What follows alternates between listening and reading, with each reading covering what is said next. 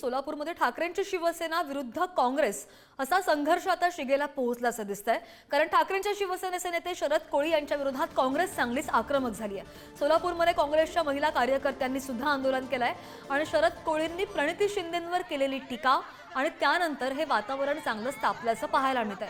सोलापूर दक्षिण विधानसभा मतदारसंघातील महाविकास आघाडीच्या धर्मावरून हा वाद पेटला होता आणि शरद कोळींच्या कार्यालयाबाहेरील पोलीस बंदोबस्तात सुद्धा वाढ होतीये।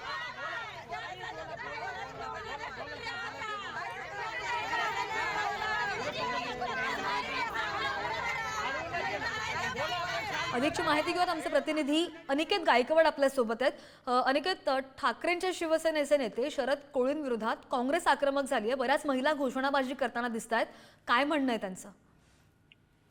नक्की श्रद्धा, आपण जर पाहायला गेलं तर दक्षिण सोलापूर विधानसभेच्या निवडणुकीच्या दृष्टिकोनातून काँग्रेस आणि शिवसेना ठाकरे गटामध्ये जो आहे तो कलगीयुगा जमल्याचं आपल्याला चित्र पाहायला मिळालं।